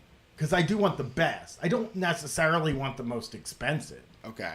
I just want the best. Just the best. Yeah. I Makes only sense. buy the best stuff. Everything I own is actually the best. Whoa. According to Google. Now, some of them are best on a budget. Yeah, that makes sense. But some of them are just plain the best. So let's get another call. All right. Thanks for calling Street Fight. Who are we talking to tonight? Hello. Howdy. Hello. Is it me? Yes, this is you. Me? It is you. You would know. All right. Hi. My name's Kate. Long story. Well, I love the show. I'm terrified because I drive a Jetta, and I just bought out my lease 2019. I'm really fucking clutching my chest with the thought that my clutch, I don't know, something going on fire on the highway. Okay, anyway. I just want like a little boost of encouragement, I guess. It seems a little contrived, but I'm a police and 911 dispatcher, and I've been on leave of absence for PTSD for like almost 7 months, and I'm not going back, but like, yeah, I don't know. I can't really go into that because, like, I'm on disability and stuff. I can't talk about it. But I just started training at Second City, like, taking classes for improv, which is, like, a lifelong dream of mine. And I don't know, dude. It's just, like, I went through this period of, like, crazy isolation and maybe, like, going too far into, like, my art and just getting crazy confused with, like, my dreams and shit. But now I'm finally have this, like, focus. And I don't know, I've like always wanted to do stand-up comedy, and improv is something else to me. I'm just so inspired by like you guys, and you guys though have talked about like just dealing with that kind of like just dealing with like confronting other people and stuff like that. And I don't know, dude, I kind of like lost my train of thought, more just hopes and prayers that I guess I feel like a fucking idiot now because I felt like what I was going to say, and now this is like what happens. But I was just like on waiting so long that I like started washing my face and spacing out and thinking you were never going to answer. So now I'm just like a doofus. No, you're doing great. Yeah. I would say that as far as doing the improv thing, it's. I mean, if it's calling you in to go to that, and it's something that you feel that passionately about, you got to go with it. Like that's not easy to find in life. Things that make you feel that way. So sure, let me actually like. Sorry to talk over you, but I'm trying to like save my dignity right now. I guess what I should say is like if there's anybody out there who's struggling with like depression, anxiety. Anything where it gets to the point where you're struggling with kind of fucking like agoraphobia or just like talking to other people, and you have any inkling or of curiosity about improv, acting, or comedy in general, like you should look into it, because these are spaces where it's generally very safe to practice like not just your craft, but just fucking like being yourself and like honing your sense of humor, what you're trying to say, and like, what are you trying to do for other people?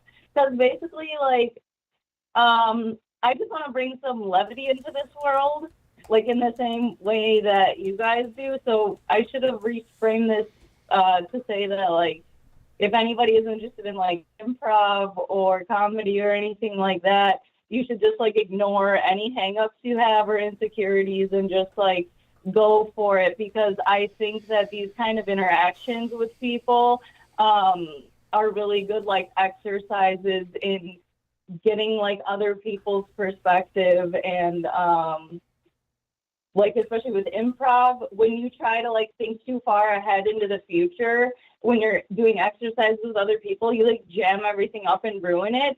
Tell me that's not like a practice in fighting anxiety. Like, kapow! I can't fucking start like, what am I gonna say, or like how am I gonna play my card when it gets to me, because then I'm gonna come up with all this shit and lose track of what's going on.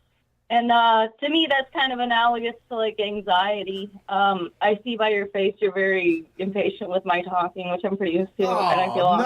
So, I'm not. It's a lot. There's a lot in there, a lot of information. Yeah, I talk a lot. Sorry. No, it's fine. No, I agree with you, and you know, it is. You got to hear those things. You know, someone is waiting. They don't know what to do, and they just need to hear someone tell them to go for it, and then it worked out for them, and then it was a good idea. That's worked for me a lot in my life. I mean, I get a lot out of hearing people's personal stories, and I've always used any chance I can to get inspired by stuff like that. Yeah, long story short, follow your dreams. Sorry, this is fucking weird. It didn't go as I expected. Yeah, you're fine. No, you're fine. Brett is, we've just, you know, you're fine. You were great. No, you're fine. All right, well, have a good night. Okay, no. Good luck. Please keep us posted. Yeah, let us know Call how back. it's going. Yeah, let us know how the journey is going. Okay. All right, take care, bye. Bye. I think, yeah, it's like passing the torch from weed waffles to, you know. Oh, I hope. Maybe a new weed waffles. I hope. Kate. Weed waffles. What are you up to? Yeah. You know?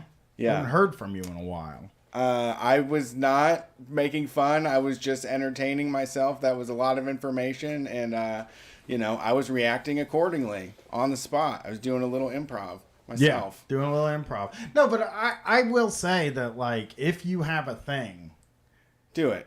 You gotta just do it. I mean, Brett said something, and I just want to echo this, is that, like, if you're listening to this, you need to understand that, like, there are a lot of people out there that don't even know what their dream is. Like, yeah. that like, they don't know, they don't feel the sense of purpose to accomplish something like that. And if you know what your dream is, then you should give it a shot, especially if it's something like comedy or improv. It's like that shit.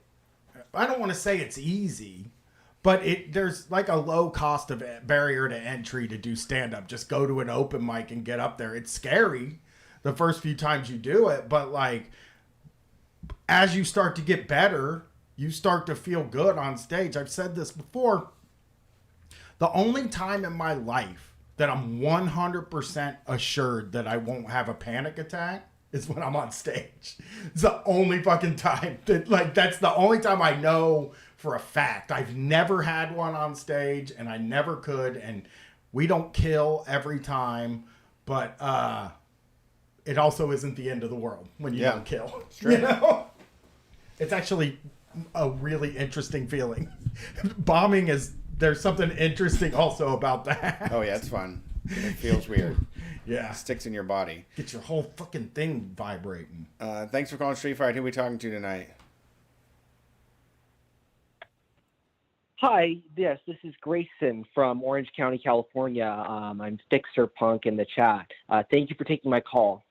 What's up, Grayson? How's it going? Going really well actually tonight. I actually wanted to respond to sort of a question that you had on the Mini and Desk Cult episode while you were on break. You were asking or discussing if the band POD had like Christian groups that spun off from it, like of people that found Jesus through the band. And actually there is. I don't know if you've heard of the Whosoevers. That was something that was, it was both Head Welch of Korn and Sonny Sandoval of POD started that back in like 2009. And then it really seemed to take off in popularity in like between 2014, 2015, which is when I got wrapped up into it. And unfortunately, this group had kind of actually a really, really negative effect on my overall mental health.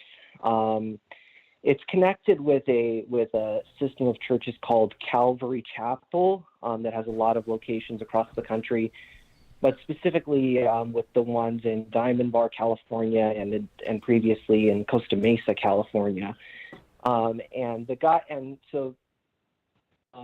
Sonny and Head got together to do this, but they did it with a pastor's son named Ryan Reese, who purportedly was like one of the best skateboarding team managers of all time. That claim is somewhat unverifiable, and I was trying to verify it for a while, but it seemed like he had a lot of clout and cachet in the skateboarding community, which is kind of what kept me roped in to their group for a while.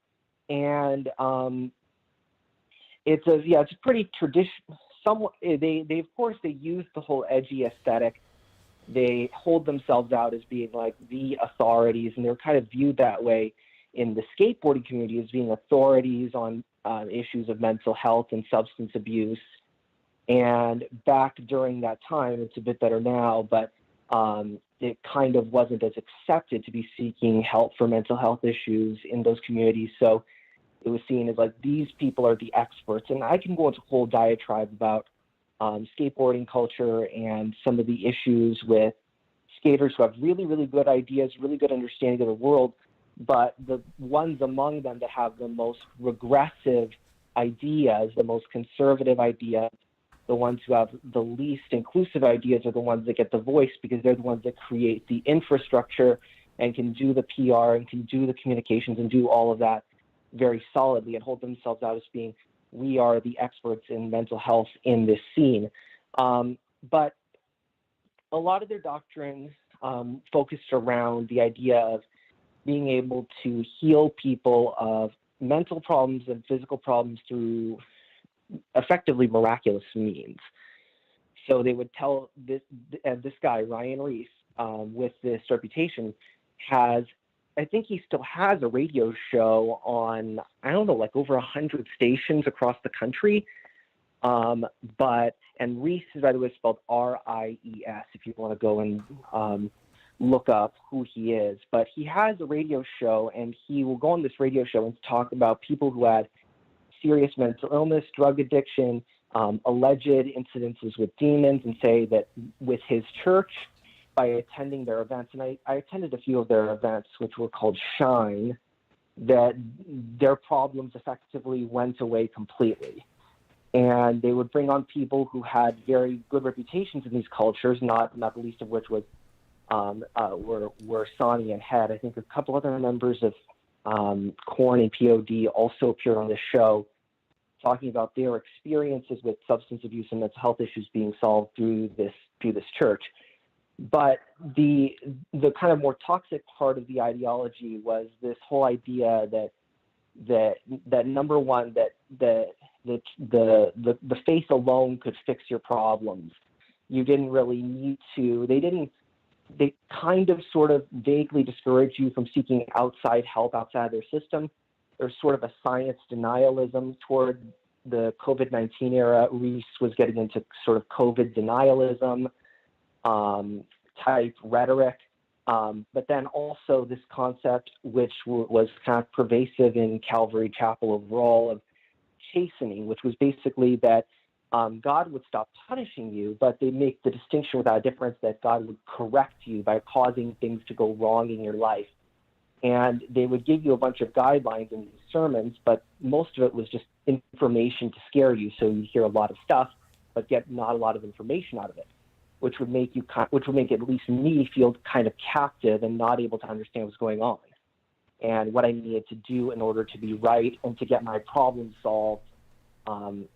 And when I had a concussion, which I had actually spoke about on a previous call-in, I started to think that, oh yes, this is the chastening. This is God correcting me. So I kept kind of retreating from things in my life, getting really scared, getting agoraphobic. And I wound up making a bunch of bad decisions because I was constantly afraid that like God was over my back, so to speak, based on these things. They were saying that eventually if I were to just obey in whatever way that this church and this ideology, and they'll deny this to this day, they will deny that they teach these things. But if you listen to their sermons and you follow them to their logical conclusions, they do.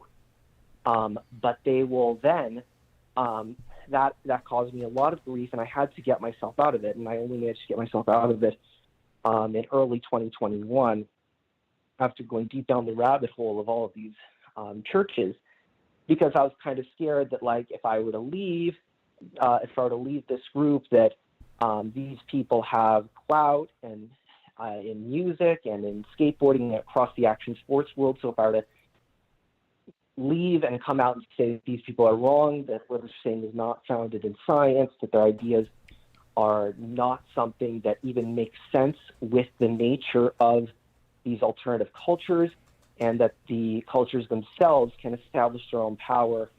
And to use a term from Braun Strowman, control your narrative, that I would face consequences for that. I love it. Yeah, you do. You should control your narratives. Yeah. That's so funny. That for sure. We've never had free the narrative talk on Street Fight, so I'm impressed. Yeah, I only recently started to watch it. It's actually pretty interesting, but I haven't quite gotten as deep into it. Actually, around this time as I was coming out of this whole church situation of this church that was making me paranoid all the time, was when AEW started to come into my life, and it was actually really some of the words of Adam Page about confidence and some of the stuff he went through in his storyline of breaking up with the elite, that helped me to sort of heal and repair my life and realize that I could myself be able to show up and do things and take risks in my own life without being constantly scared that something was going to go wrong or that I was going to be judged in the wrong way. And I didn't have to listen to people that didn't have my best interest at heart. Nice. Yeah. I mean, it was a very good story that they told with him. And also, like, I'm with you. If like having the courage just to do something, like I have the same kind of anxiety about thinking about things that could go wrong. And then for many years, that's why I got started so late with podcasting and stuff like that, other than podcasts hadn't been invented yet. But other than that, like I was just scared about what if I bomb on stage and shit like that. And that's what kept me from doing it for a very long time, without ever considering that I might not. Yeah. Yeah.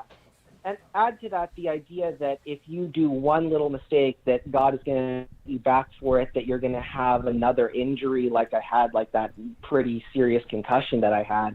And that constantly going on. There were a bunch of decisions even around the stuff I was doing in terms of treatment, in terms of litigation around that injury, that basically got ruined for me because I was constantly in this state of fear and constantly believing from this feedback loop of the culture of these cultures and the authority that this group had built, that this was the only way to go, and that this church was going to eventually, even though things weren't changing in my life, that was eventually going to be rectified by God, supposedly.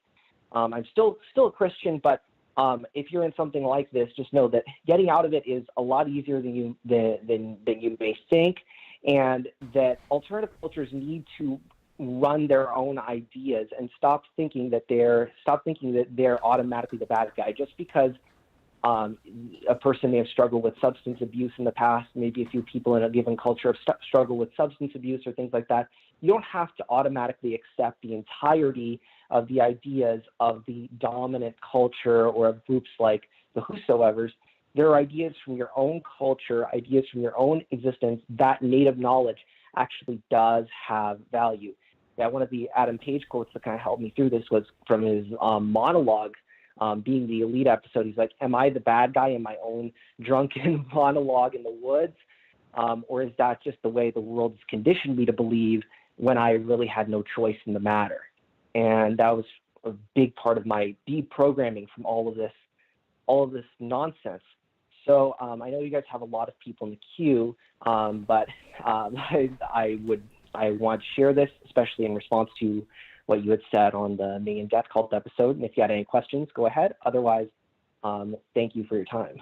No, thank you for calling. And I just put the whosoevers in my Holy Boys Master Doc. Yeah, it's good. I followed the Ryan Reese guy on Instagram already. It looks like there's some good stuff. Yeah, so it's in my Holy Boys Doc. So we will definitely be, I would definitely be untangling that at some point.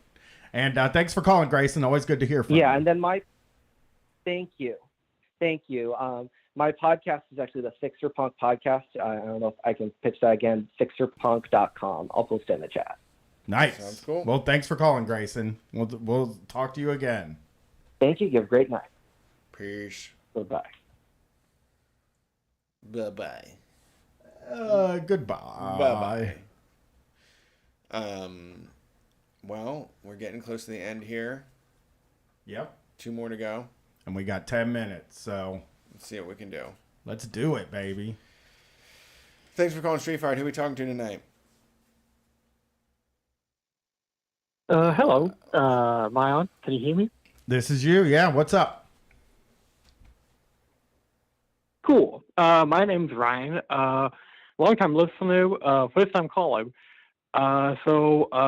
Real quick, talking about the previous caller, I came from I used to be Mormon myself, and so it's like I kind of know what it's like to get out of such a fundamental, culture like that, especially when it's part of your identity for years. I understand how hard that can be and all that. And also, like, I respect the guy for still being Christian, too, because, like, I know a bunch of like anarcho-communists and shit that, they're kind of cool. They're trash a cop call for Jesus sort of people and all that, so I would have respected them.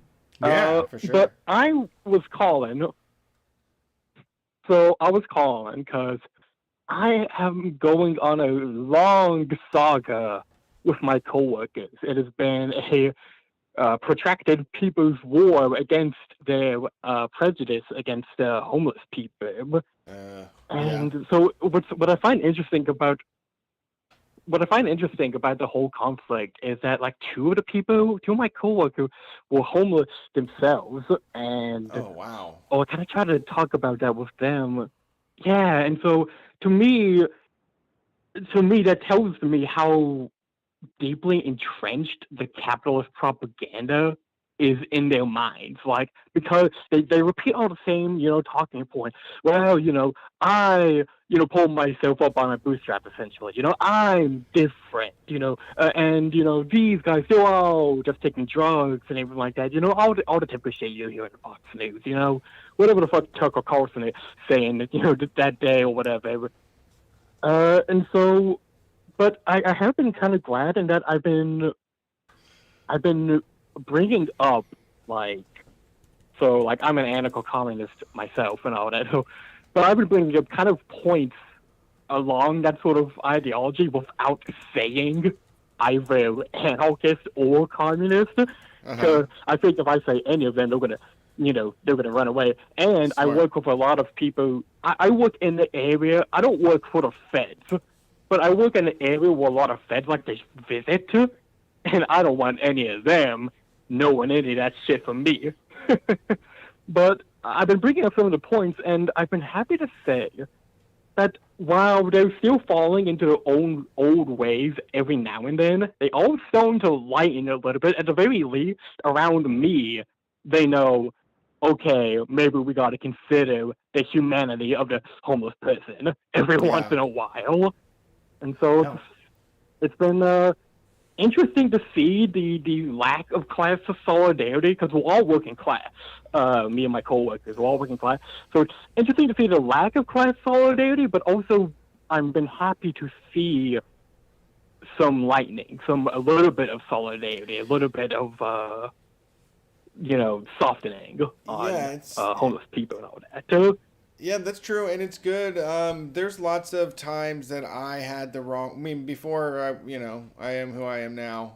I had wrong opinions on stuff. Of course, I still have wrong opinions now, but sometimes you hear shit early on, and you're like, no. Homeless people need to get a job. They need to pick them up themselves by them bootstraps, and then 10 years down the line, you see how things have went, and you realize that's not the case, and you're like, oh yeah, I remember that. That person I used to work with used to always say, that we should have solidarity. That stuff, it works. It leaves a lasting impact. For sure. And, maybe it is hard we're just raised in, to hate homeless people our whole life. So that is going to take time, But it sounds like you did a good job. It helps to, yeah, it helps too that it's these guys, they're older than me. I'm gonna be 31 this year, but all my coworkers, they're in their 50s and 60s or whatnot. So they've been kind of entrenched in that a little longer than I have. They've been steeped in that sort of stuff longer than I have. So it's gonna take a long time, but I'm hoping to continue to make progress. Hell yeah! Well, that's great. You're doing a good thing. Thank you. I appreciate it too. Hell yeah. And thanks for calling. We're running out of time. Yep. Thanks for taking my call. Have a nice day. Stay in Yazoo and Nico. See y'all later. Yeah. All right. Have a good night. Peace. Let's go. Yeah, I mean, I think that there's always a point, or it's always good to at least tell your coworkers, you can't say that shit around me. I'll put up with whatever dumbass opinions you have about TV stuff or whatever, but you're not gonna you're not gonna get by saying that shit. I'm gonna make it difficult to be like that around me. All you have to do is push back a few times, and then they're feel like they're in a confrontation. Yeah, for sure. You're exactly right. Thanks for calling Street Fight. Who are we talking to tonight? Hey guys, it's Bobby. How are you doing tonight? What's up, Bobby? Great. What's up, Bobby? Hey, I haven't called in a few months. Just busy with work. I think the last story I told you was about the guy who would always show up late to the beer store. Oh yeah, yeah. Well, what's going on now, Bobby? Funny, he quit. Nice. Well, I mean, not nice, really. It's funny when a guy that shows up habitually late quits, because that means they didn't get fired. Yeah. I love it when there's and maybe I'm guilty of being this person, just one really bad employee that they just for some reason won't fire. Shows up, does whatever they want, leaves on their own terms. Yeah, absolutely. Yeah, so he had made himself almost irreplaceable, but one day he was just he showed up on time, which really fucked me up, the same time that I usually do. And then he just talks on his phone for a little while, throws his keys on the counter and goes, "Yeah, I'm out of here," and just walks out. So, hell yeah. That's a good way to quit. Funk that. Yep. Oh, well, that's kicks ass. Then, oh no, it totally kicks ass. And I saw him a month ago, and he's doing well. It's awesome. Hell yeah. Hell yeah. That it's always good when somebody quits and they're doing well, because then it makes you think like, I could quit. You know what I mean? Like, Right. And Maybe it it'll get worked better out from here. Yeah, it worked out for this guy that shows in late every day. I mean, I show up on time. I wonder how it would work out for me.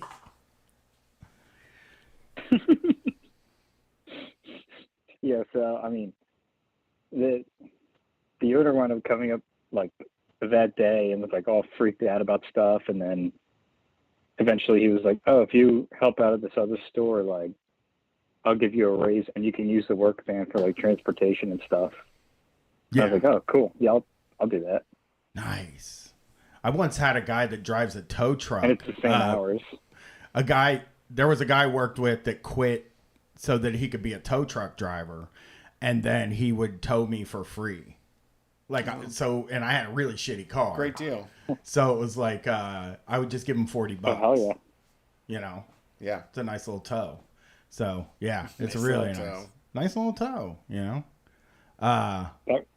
Dude, that rocks. Yeah. That rocks. Well, that sounds like a good deal, though. Getting a moving truck's expensive. Although I'd hire. Yeah, one I mean, getting and being able to use any sort of like company car is like always good, you know. Yeah. I posted in the chat that I just put like 2,000 into my own car, so like fuck. Yeah. Oh, that fucking sucks. Yeah. Holy shit. Well, Bobby, thank you for calling, and it's good to hear from you. Call us back. Yeah. Yeah, absolutely. Thank you for having me, guys. I'll talk to you sometime. Bye. All right. I can go home and watch The Righteous Gemstones and then find something. Find something to watch. Am I right? Yeah. I didn't walk today or do any exercise because it's a recovery day. You got to let the muscles rebuild. I'm an expert on that now. Yeah. So I am really, really fucking sore. And I was like, Sunday will be my recovery day. It's one of my work days. It just seemed like a smart day to do it. And I just laid around. And now I'm like worried I'm not going to fall asleep. But I will. Yeah. I mean, eventually you have to fall asleep. And I just eat a bunch of CBN. I have these 10 milligram THC and then like 6 milligram CBN gummies. And they kind of knocked me out, man. They're really nice. Nice. So I've been watching Demon Slayer anime. It's really tight. I love it a lot. It's fucking awesome. Really good. I mean, that does sound very cool. The name Demon Slayer is cool. Yeah, those are fun. So, yeah, I just finished. If people want a recommendation for what I've watched, Yellow Jackets was not a lot. It's a horror series about this girls' soccer team, high school girls' soccer team that crashes in the woods. And then, they ate each other and the whole thing broke down. It looks like a big demonic thing is going on, like supernatural. And it's pretty fucking nuts, I gotta tell you. But it's pretty good. I would check it out. Yeah. Also been watching Wife Swap, old episodes of Wife Swap. That's something incredible. I love one of my favorite things in the fucking world, dude, is when some fucking mom that like their kids like them have to all this or like I had a good kid. I have a really good kid. I never had to chase her around like all that stuff. She kind of she's docile. Type kid, you know. And then I always love how like there would be parents like me who have like a docile kid that's really easy to deal with, and then they have to go to somebody's house that like has the worst kids, like the most bad kids, screaming and yelling house. Yeah. I loved that. Yeah, it's pretty wild. We will be back on Wednesday night for a remote street fight, I think. Yes. 6:30. And 6:30 we'll still be live. You can watch us twitch.tv/streetfightradio. Jump on there, chat. Make an announcement too, Brett. What? The mini series tier starts up on Friday again. Street Fight episodes. The series is called I'm Sorry. And we're going to dive into famous public apologies. So I think it's going to be fun. I have a lot of funny ones that I'm going to do. And, and then I think my plan is Holy Boys and then the conservative influencer show. Okay. So that's what it's looking like. Head to patreon.com/streetfightradio. We're $5 a month. Get you access to the new episodes and the entire back catalog. It's a steal. We will be back Wednesday night. This is Street Fight.